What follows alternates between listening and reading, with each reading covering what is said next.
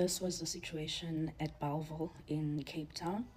And anyone who knows Bellville will know that Bellville is overrun by Ethiopian, Somalian, and Bangladeshi people. So it's an area in Cape Town that has been so overrun, it's practically impossible for South Africans to open their own shops. And what's happening here is that these women are fighting with South Africans that also want to place their stands there in Bellville. I think this area is the area that's opposite the taxi rank in Bellville. And as far as I know, everyone there is an informal trader, and I doubt anyone there even has permits for any of the stands there. And this is one of my biggest problems with some of the foreign nationals that come to South Africa, whether it's legal or illegal at this point. It's that they come into an area and they want to take over. They don't assimilate, they don't blend in. It's just a hostile takeover, and it's a process of wanting to completely eliminate the natives from any kind of economic freedom, from any kind of competition. They don't want the playing field to be fair for everyone. They don't want to. They come, they take over, and South Africans must just sit home and starve.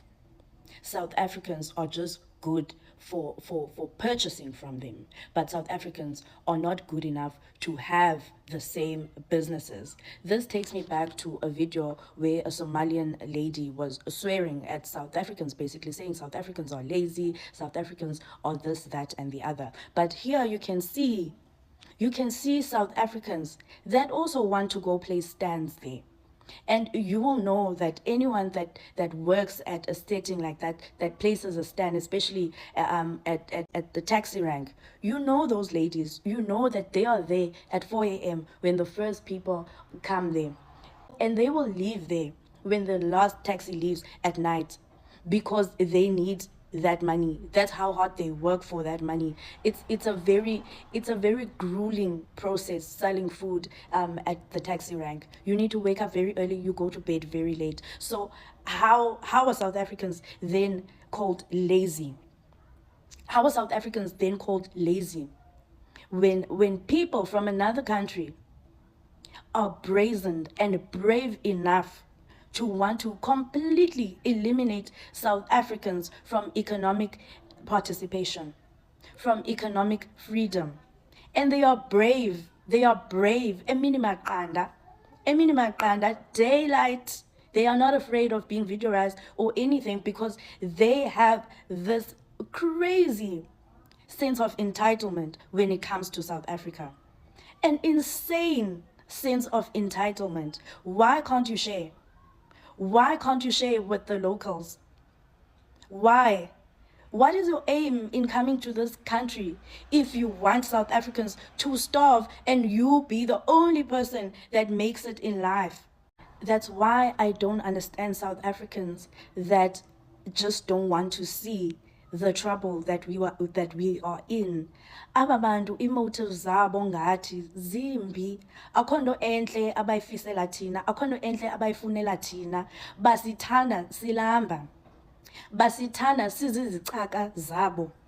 Elo xesha imali yethu bayenza ngathi aba. And that's why I can't stress enough how much we need to stop supporting his businesses. I can't stress enough how much we need to boycott aba bantu aba, because abasiboneli ntweni shem, abasiboneli ntweni tu. And aba ngaba bangasoze bahambe, they were just lying low on the 30th.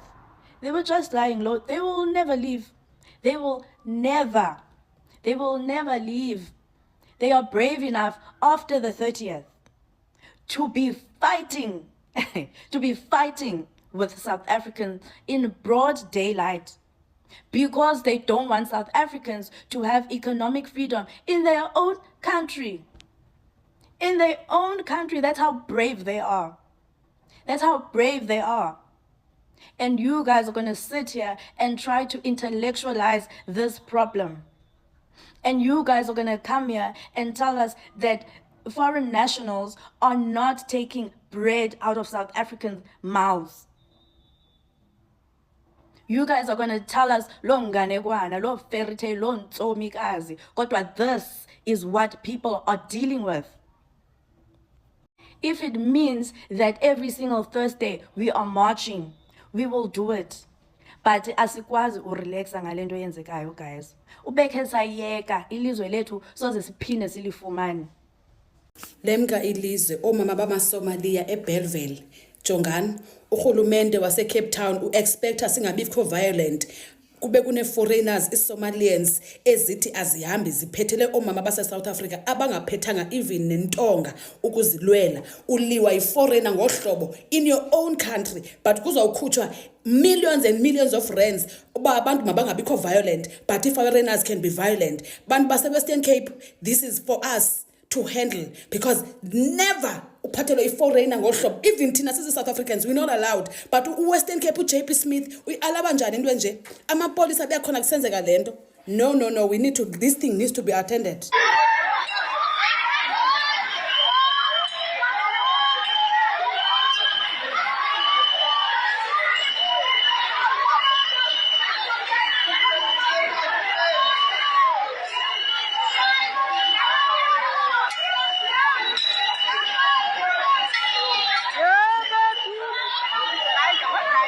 Ati amaSomalia ba concerned by the growing number of Xhosa speaking people in Western Cape. Ungakumbi kula ndawo bathengisa kuyo. South Africans sisengxakini eSouth Africa. Ungakumbi Western Cape siyabacela obhuti bethu abanotaxi ukuthi silweni lento yase Western Cape. Omama bethu guys bathengise eBellville. We need as a Western Cape now to come together si attende indaba yase Bellville. Bathulele ntoni inkokheli zethu sizoxelwa ngamaSomalia ezweni lethu ukuthi siyagcwala thina ezweni lethu silegal singaba lapha. Kutsho iSomalia elibaleke iSomalia ephelileyo ilizwe eliphelileyo bazoxelela thina ezweni lethu esizalwa kulo. Urhulumente wase Western Cape nose South Africa uthulele ntoni sizoxelwa liSomalia ukuthi Xhosa speaking people bayanda. Who are they? AmaSomalia, who are they? Yes. Son. Sanibonani bafowethu, ngiyathemba ukuthi niyaphila. Shalom. Bazalwane, ngingumuntu obeyangasafuni ukukhomenta kakhulu ngezinto ezenzakalayo. Kodwa ke kunento engithintayo bafowethu esiyenzayo thina as we South Africans. And I think yenziwa kakhulu abantu abangenaso isikolo. I'm sorry to say that. Kunabazali bethu abafisile ukuya esikolweni kodwa abakhonanga. But most of abantu abenza lento engifuna ukisho le yenziwa abantu abasha ebebanethuba lokuya esikolweni badlala ngesikolo. Ngithi mina namanje it's not too late. Go back to school. Ezinye zezinto empilweni yakho zisengalunga ngokuthi ubuyele esikolweni. Lalela ke. I-concern yami ilaba fowethu. Each and every day ngikwi-group yomphakathi la ngihlala ngakhona. Each and every day, and I believe bafowethu ukuthi lento esehlakalelayo ayehlakaleli thina sodwa. Most of abantu iSouth Africa yonke they are experiencing the same thing. So ngithi ake ngindlulise bafowethu ngoba ngibona ngathi silimele engqondweni thina ma South Africans. Ngifuna ukukusho lokhu kube sobala. Lalelani bafowethu. Nizwe kahle kune post eyayikade sabalele einkundleni zokuxhumana. Nizwe kahle kukhulunywa kwathiwa ningaphindi nithenge ezitolo zabokuhamba ukudla, whether ilaba bathengisa khona la emakasi la sihlala ngakhona noma kuphi, kodwa uma ngabe babokuhamba ningathengi anything ezitolo zabo. Nenza njani nina?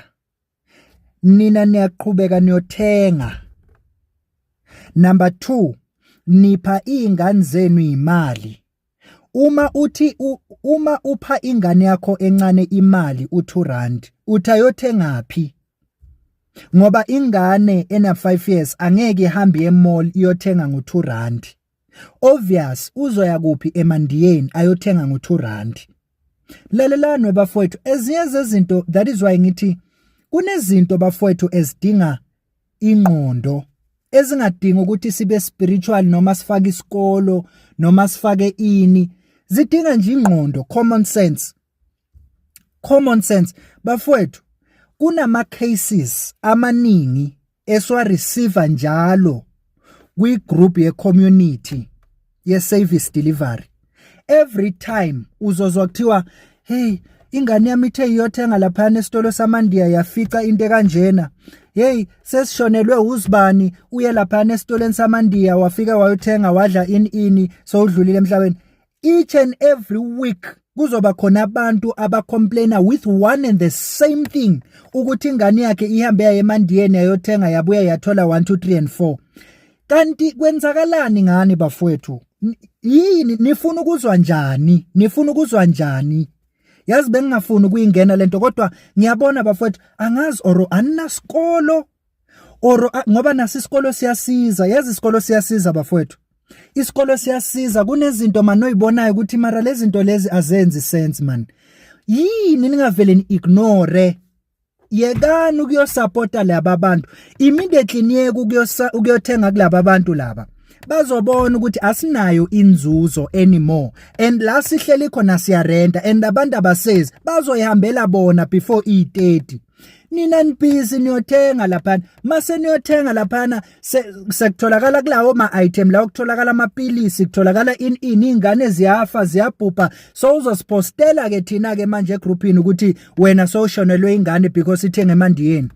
Kanti bafowethu yazi ukuthi uma ngabe thina abazali singezwa masitshelwa, bayozwa njani labantwana laba esibakhulisayo bafowethu, bayozwa njani? Ngoba thina sabazala sizwe kungena ngapha kuphuma ngapha. Nibadala kangaka bafowethu, nihlule ukulalela ukuthi ningasayi eMandiyeni, nibadala kangaka. Nina bafowethu kahle bekufanele ngiphathe imvubu, bekufanele ukuthi makuposta umuntu makathi ingane yami iye lapha eMandiyeni yathola 1 bekufanele ngize nejambogo ngizoshaya kwasani, ngoba anizwa man ma South Africans, anizwa kungena ngapha kuphuma ngapha. Niyatshelwa ningayi, niyaya nina ninike ingane zenu imali, ni expecteni. What do you ngikwatile bafowethu, angikwatile mina. Recently ke into efike yangiqeda ke yangiphula umoya. Ngibona ivideo la enkundleni zokuxhumana, net mina angisumuntu osnitcha ama video abantu, enenani ngicela niyeke ukusnitcha ama video ami nini. One day sohlangana, qhubeka usnitcha ama video ami wena. Sohlangana mina ke ngequpha ke bafowethu ngiyingozi. Ngicela nizweni, kune video recently ebonakele la kwa TikTok bafowethu. Le video kubonakala ama Indians anikeza ama South Africans ukudla. Angazi bafowethu ukuthi under which ground. Kodwa bafowethu bafowethu mina ngisazi ukuthi angikhumula isigcoko, yazi ukuthi angikhumula isigcoko bafowethu ngendlela eningayo. Babhiza ama South Africans athatha ukudla. Nibhizi nithatha ukudla kulabantu, nibhizi nithatha ukudla niyodla. What if labantu banifakela ama slow poison? Kodwa South Africa nizozwa njani bafowethu? Nizozwa njani? Yiphi enye indlela ekufanele senze ngayo bafowethu ukuthi nizwe? Uyazi bafowethu siyazama, abafowethu bayazama ukuthi bazama ukucleana i-country, at least ke abangena amaphepha bahambe bayolungisa izinto. Kodwa nina self kodwa kusiyama bafowethu hawa. Mina ngisazi bafowethu. Yazi le video ivele yangiqoba bafowethu, babhiza abantu bamkela ukudla kulabantu baphekile labantu bamkela, nina niyadla. Angeke ugule manje, angeke ugule next week. Kuyothi mawugula after 3 months angeke ukhumbule ukuthi yilokho yakudla engakudla ngiphiwa ilawa amandiya lawo. Kanti ninjani nina bafowethu? Nibadala kodwa kungena ngapha kuphuma ngapha. Yini aninasikolo yini? Aninasikolo yini? Or yini bafowethu? What is your problem? What is your problem? Nasikahle ukuthi these people batsheliwe kwathiwa hambane emakhaya nina nisathatha ukudla kubo. Ninjani kodwa nina bafowethu? How are you kahle?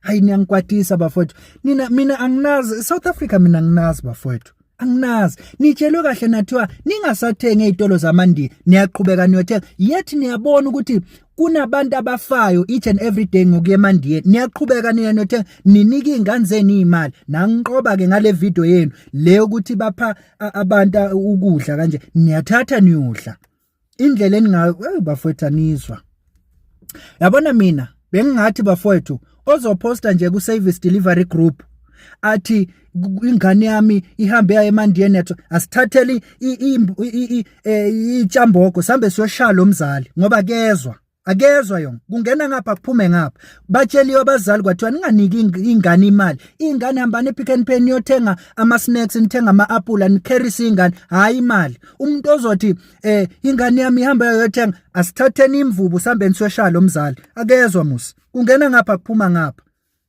hey kubhlungu ukushonelwa ingane mina ngiyakwazi 2025 ngangcwaba ingane yami encane kubhlungu ukushonelwa ingane nina ke mhlambe nisafuna uku-experience kodwa ke thina baye bafowethu kuyasicoba ukuthi kuyakhulunywa kodwa nilaleli ayingicela ukuyivala bafowethu mina ngazi nifuna ukuzwa njani hayi angisaniki nalesibusiso bengizothi God bless you angisaniki ngoba anizwa ngena ngapha kuphuma niyaqhubeka niyothenga niyaqhubeka nithatha ukudla kulabantu nizofa bafowethu hayi. We don't hate you. We're not attacking you. We're not fighting against you. And anybody that has you believing that that's what we're doing is telling you a lie. It's a lie. What we are fighting against is a system that has allowed lawlessness to thrive in a country we all love as South Africans. And unfortunately, in our fight, you have proven yourself to be a formidable obstacle. And as things go, we would have to get rid of you to get to the source of the problem, our government. But you need to believe that somehow you are a victim in this resolve because it drives attention away from the real issue, my government, your government, and it keeps you in this perpetual victimhood while simultaneously demanding things from my government that you would never dare demand from your own government. So instead of attacking and barraging South Africans for fighting for what is right in their country, you could learn from the ordinary South African. Go back home, fight and rise up against your own government. Demand these things that they owe to you. And have yourself a great day. Hello Mzansi, welcome to Mgosa Mzansi. If today is your first time visiting this channel, please do the right thing and click the subscribe button. Now, Somalia, Bandu, Bala, South Africa, where they are placing mastens about saying is Cape Town, Babambe, Tindola Batibambile, Tinsimbi Tande, Tabafna Bashangato, and the South Africans are Apagabambanga Lutonjo was Babona. So they're saying, South Africans are Milwating Seglians are merely a good thing, so they are fighting with the South Africans, and this is so shocking because Babanigile did go good South Africa, but they are still here, still fighting with South Africans, and people are really shocked after seeing these videos circulating. Do comment your thoughts down on the comment section. Don't forget to hit the notification bell. I'll see you on the next one. I'm signing out. So goodbye.